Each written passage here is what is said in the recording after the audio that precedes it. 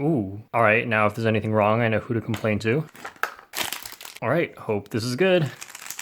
The MEILONG is a $4 budget cube, and like with some other budget cubes like the MF3 RS2 and the Little Magic, these cubes are quite good for their price, and so people try putting in magnets to see if they can make it really good. If you get Speedcube Shop to put magnets in for you with their Supernova service, they also set up the cube, and in total it costs $22.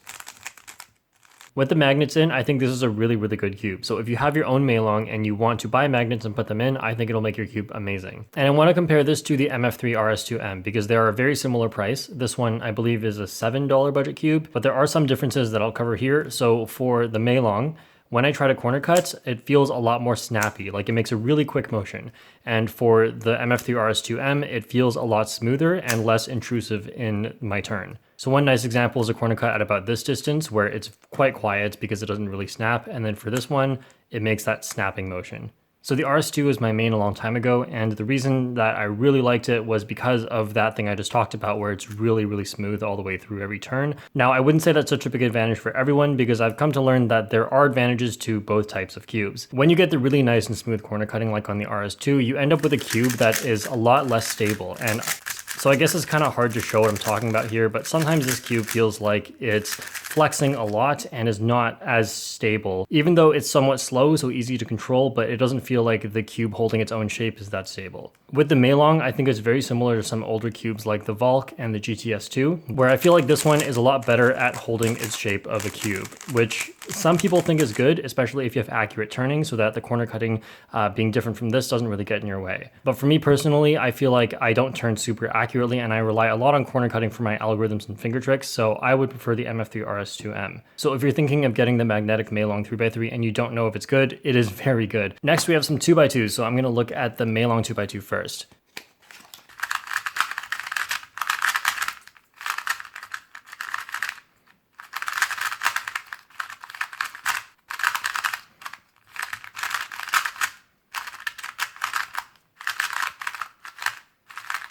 So this cube is $4 and it does feel quite good for $4, but it's not amazing by any means. And we do have amazing 2x2s at this price. Plus it's really loud and you're going to annoy people when you use it. I'm not sure if I've unboxed this on my channel before, but it was sitting on my desk without a box. So I don't remember doing it though, but this is the YJ UPO 2x2. It is magnetic and $7. So first of all, it's a little quieter, and I also feel like it turns amazing for $7. So it is more expensive, obviously, but it is also magnetic. And this might be the cheapest magnetic 2x2, I think. So the magnets in the UPO are decently strong, and I would say this makes this cube quite stable, but not as stable as I'd like it to be, because I think it's faster than a lot of the other 2x2s. So sometimes if I'm turning at my fastest, it's a little bit hard to control, but I don't know, if I can turn that fast on it and consistently while I'm talking, I think this is a pretty good cube. So if you're going for your first 2x2 and you don't care that much about magnets, you just want it to be cheap, then I recommend the Little Magic 2x2 just because it's better. Although if you do have the MEILONG 2x2 and you're not worried about being that good, then this is totally fine. And speaking of the UPO, I wouldn't personally recommend it over something like the Tangyun or the Valk, as I like certain things about those better. And who knows, I might like the GAN 251 better, but just for this, I feel like some people might like it better just because 2x2s are all so good that a lot of it comes down to preference. If you want a lower priced magnetic 2x2 that is pretty much almost just as good, I'd get the UPO 2x2. And that might all change right here. Let's check this one out. Okay, this is just too much. GAN's always doing this.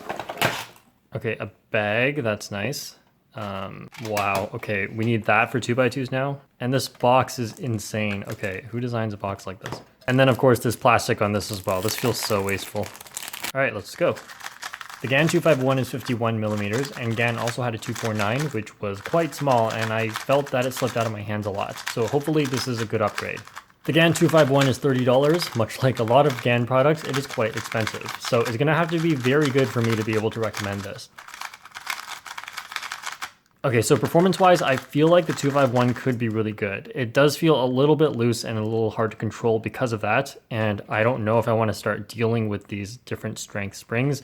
Probably switch to yellow if I had to switch, although I don't want to deal with this. I feel like the outside is like kind of matte and not the same kind of plastic as this. As you can see, this is the UPO, and pretty much all the other cubes as well are pretty shiny, and the GAN is not. So they either have a different plastic or a different finish here, and that does make it less grippy. And I'm not sure if I like it. I'd have to try it in competition because my fingers will feel different there, and that's when it really matters. So here's the Tangyun, which I really like right now, and I also really like the Volk, but I'll just show this one because it's pretty similar.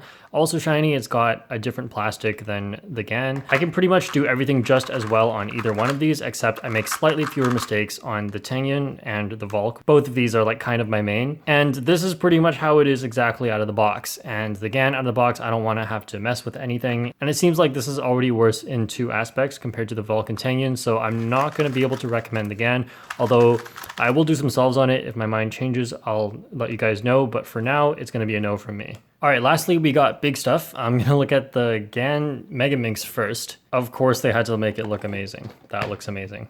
There's a giant box of stuff. Wait a second. I think I know what's going on. Yeah, there's magnets in here, and there's a spring system. Of course, that's probably what's in here. So a megaminx has 12 centers and a bajillion edges, so I'm probably not going to be messing around with this too much, but I do want to take a look at it.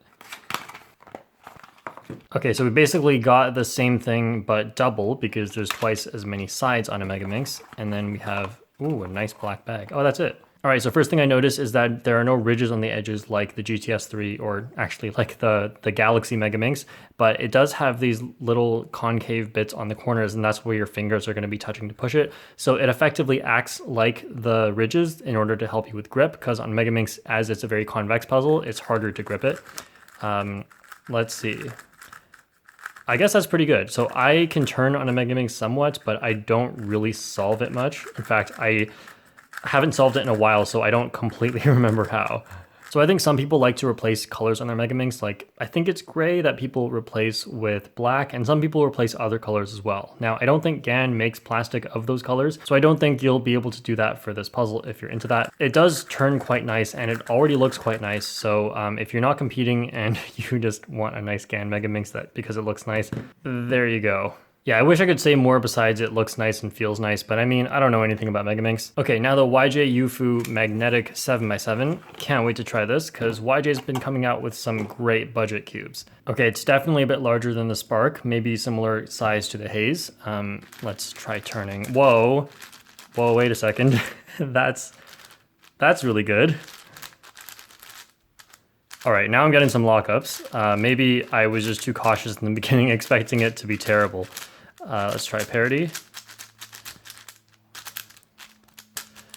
It could just be the size messing me up because my hands are not that big, and this is quite a bit bigger than the Spark. Okay, so compared to the Little Magic, which is also a budget 7x7, again, it is slightly bigger, I believe. Right now, what I'm feeling is that this is faster, which is a big plus on big cubes because you don't want to tire out while practicing.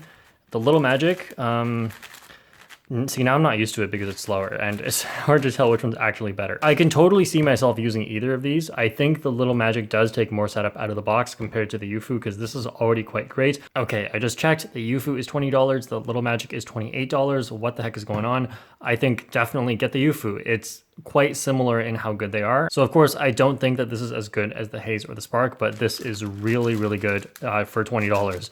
I don't think you'll find a better one for $20, and I'm surprised that this one actually costs so much more than the UFU. So if you're getting your first 7x7, obviously you could find something cheaper, but I don't think that the cheap ones are good at all. For example, the MEILONG 7x7 is just trash. So if you actually want to have fun with 7x7, I think it's definitely worth spending $20 instead of, I don't know how much a non-budget one is, like at least $10, just to have a lot more fun with this puzzle, because this is just really cheap for how good it is. And of course, if you have the Little Magic, it's not really an upgrade to get this one. You can just set this one up, and I believe it should be just as good. And the upgrade would be like getting a Spark, which I believe is like $60. So kids these days, you are spoiled with how good your 7x7s are. Yeah, I also started on a magnetic 7x7, but I wasn't a kid when I did that. So with some of the puzzles today, we kind of saw that these two, for example, are very good, but if you have them, you can use them. If you don't have them, I'd recommend something cheaper. So overall, I was pretty impressed by the cubes I looked at today, and if you want to buy any of these, check out Speedcube Shop through the description and use the discount code JPerm to get a discount on your order. Thank you for watching, and I'll see you guys next time.